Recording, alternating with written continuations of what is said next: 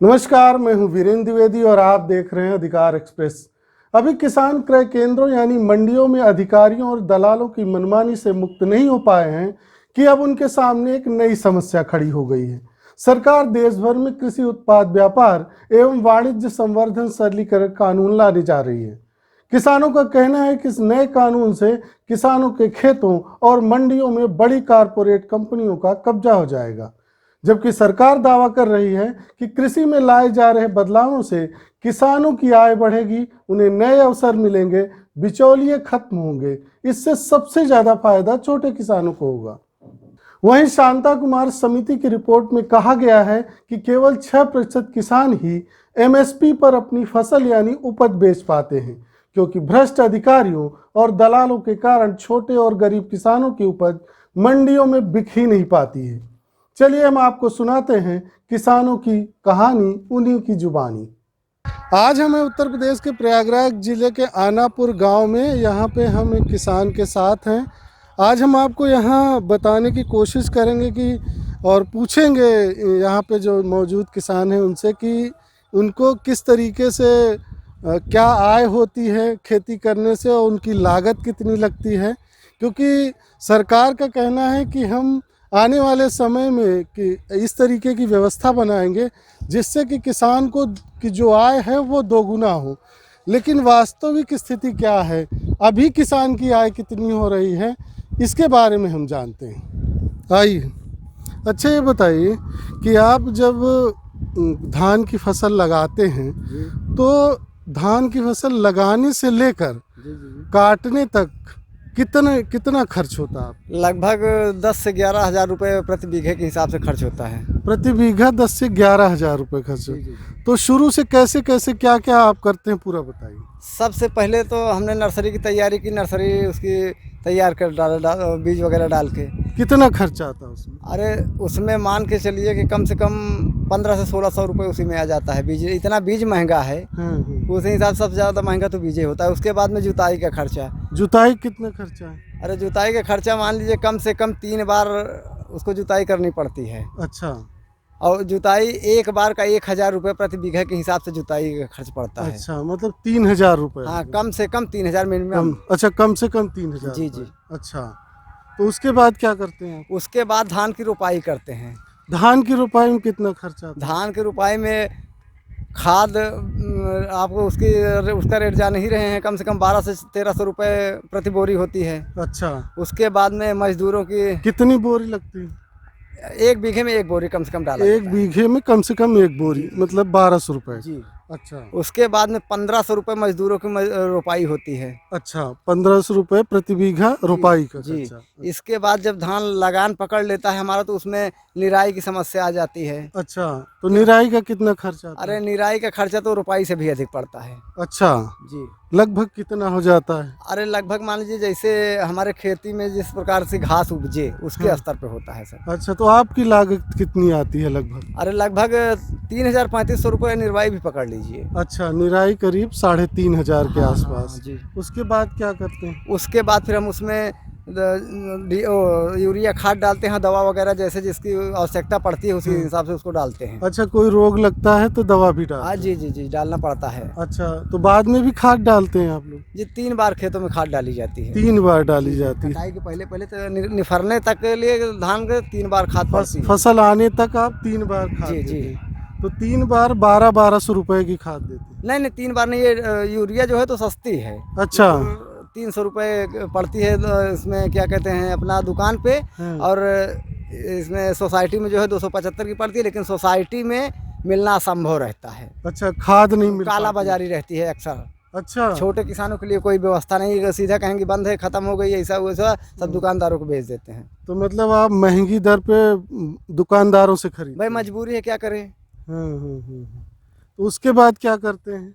उसके बाद फिर अपना फसल जो कुछ भी हुआ तैयार हुआ उसकी कटाई वगैरह किए। और सबसे बड़ी समस्या वहाँ होती है जहाँ बेचने के सरकार कुछ कहती है और उसके बाद में यहाँ लेते हैं कुछ 1000 रुपये 1100 रुपये प्रति कुंटल धान लिया जाता है, उसमें तो हमारी लागत भी नहीं आती है, घाटा तो रखता है। लेकिन सरकार का कहना है कि जिस तरीके से उन्होंने मंडी की स्थापना क्रय केंद्र बनाए हुए हैं, ठीक है, वहाँ अधिकारी नियुक्त हैं, स्पेशली योगी सरकार ने जिलाधिकारियों से कहा है कि आपकी जिम्मेदारी है कि आप उसका निरीक्षण करें और किसानों का सही तरीके से खरीदारी हो सके।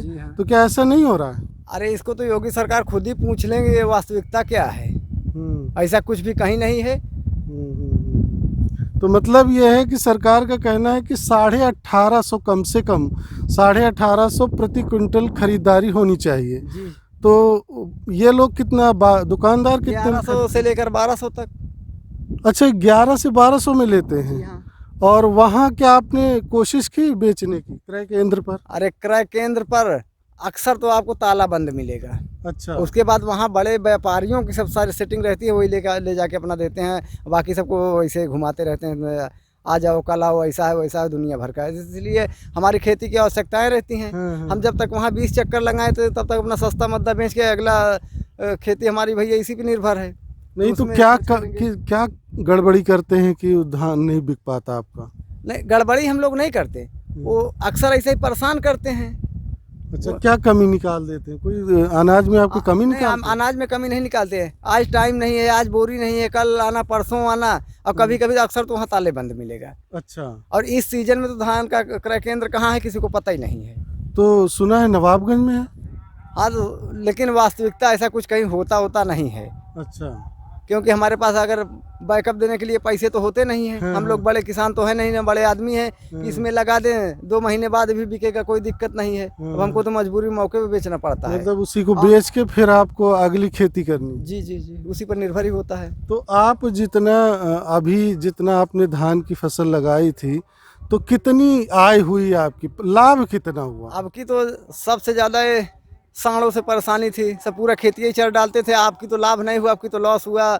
हमारा क्या 6 या 7 कुंटल धान निकला है कुल। तो कितने बीघे में? 1.5 बीघे में। 1.5 बीघे में 7 कुंटल। तो लाभ नहीं हुआ, हानि हुई? जी, हानि हुई है। कितने की हानि हुई? अरे लगभग अगर हमारा मान के 4 और 1000 रुपये जो लगाए थे उसी में से लॉस हो गया। मिलने की तो बातें छोड़ दीजिए। मतलब आपका नुकसान हो गया, फायदा कुछ नहीं? कुछ भी नहीं। तो अब आगे आपको समस्या आएगी कि जब अगली फसल लगाएंगे तो, क्योंकि लॉस हो गया है, तो फिर उसकी भरपाई कैसे करेंगे? भरपाई क्या कर पाएंगे? अब अपना मजदूरी वगैरह करते हैं, मजदूरी भी तो नहीं मिल रही है बराबर, वो भी तो काम नहीं मिल रहा है। अब कैसे न कैसे उधारी लेके अपना पूरा करेंगे। कैसे भाई, खेती है तो करना तो पड़बे करेगा। हमारे साथ दूसरे किसान हैं। आपका नाम क्या है? विजय कुमार यादव, आनापुर। अच्छा, आनापुर। अच्छा, ये बताइए कि आप खेती करते हैं? जी। कितना खेत है आपको? हमारे पास 2 बीघा है।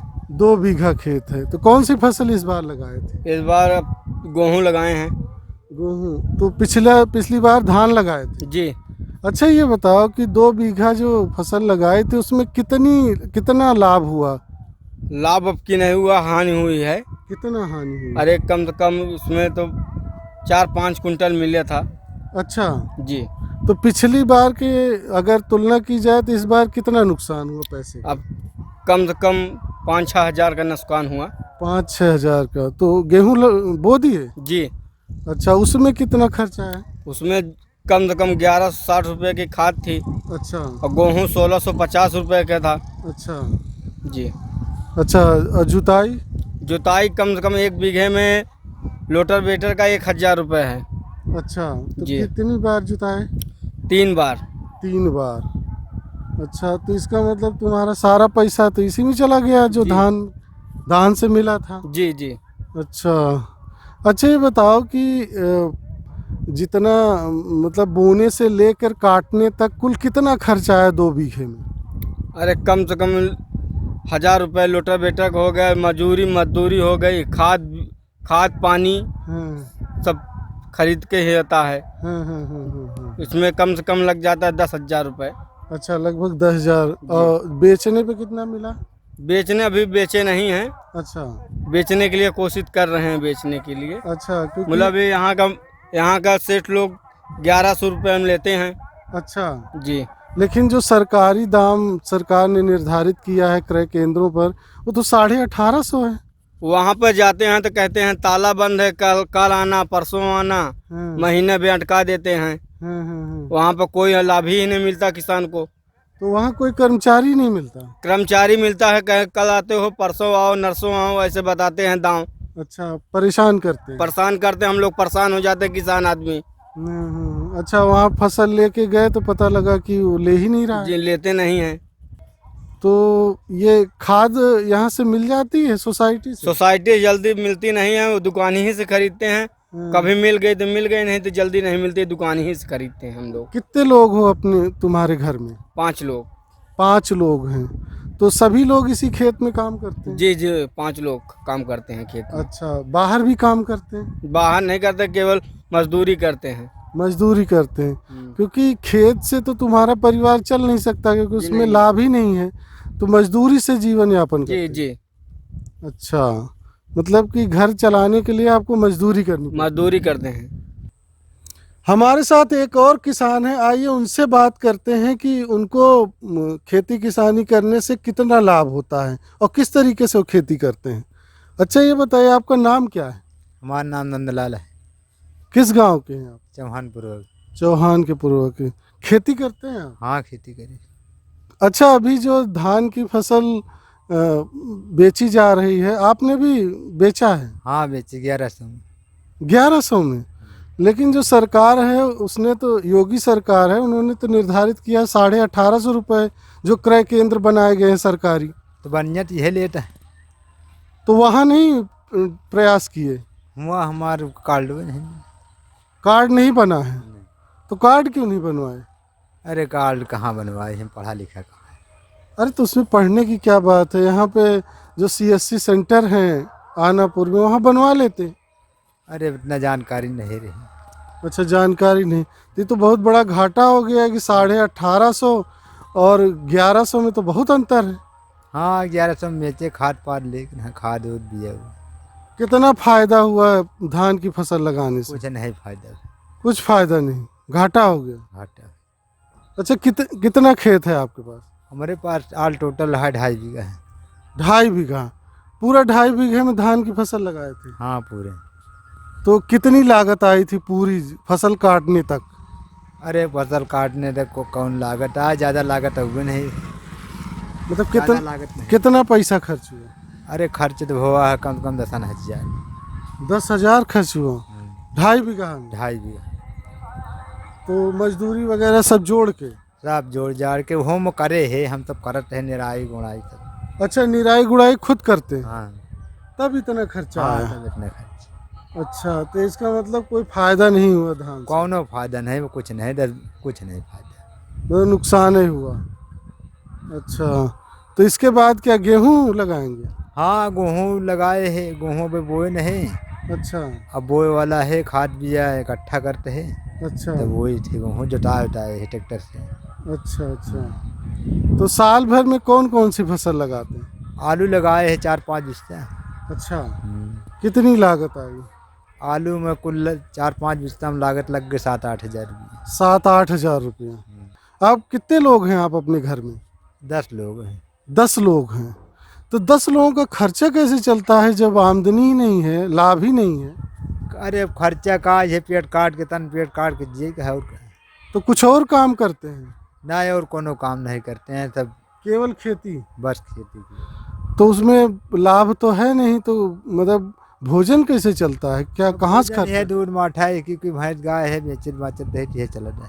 अच्छा, मतलब आप भैंस भी पाले हुए हैं, हाँ। दूध भी बेचते हैं? हाँ, दूध बेचे थोड़ा बहुत। अच्छा, तो मतलब उससे से किसी तरह अपना हाँ, जीवन यापन करते चलता है काम। हैं। अच्छा, मतलब बहुत तकलीफ है आप? हाँ, तकलीफ है, लंबा परिवार है। मतलब आय का कोई साधन नहीं है? ना है कोई साधन नहीं। और खेती से भी फायदा नहीं है? खेती तो फायदा नहीं। तो ये जो नेता बड़ी बड़ी बातें करते हैं कि हम बहुत बड़ी- फायदा बड़ी बात पहुंचाएंगे, वो कर रहे हैं बड़ी बड़ी बात, तुम्हें कोनो लाभ नहीं, खाली वोट खाती है। अच्छा, मतलब वोट दे दो बस? बस वोट दे दिया, और वोट दे दिया, चाहे नेता को दे दिया, चाहे प्रधान दे दिया, चाहे जी कर। हाँ, अपने स्वार्थ काम बन गया, हो गया। मतलब इनको और कोई मतलब नहीं, किसी तरह वो वोट दे दो बस। बस किसी तरह वोट दे दे हुई। अभी आपने किसानों को सुना, उनको सुनकर आपको लगा होगा कि किस तरीके से उनको संघर्ष करना पड़ रहा है और महंगी खेती करनी पड़ रही है, और इसकी वजह से उनको आमदनी नहीं हो रही, आय नहीं हो रही है, और उनको घाटा उठाना पड़ा है इस बार। हर किसान को इस बार घाटा उठाना पड़ रहा है खेती में। हालांकि आम तौर पर उनका कहना है कि लाभ तो नहीं होता है, लेकिन कभी कभी जितनी लागत होती है उतनी आय हो जाती है। लेकिन सबसे बड़ी चिंता की बात यह है कि उनका पूरा परिवार इसी आय पर निर्भर होता है।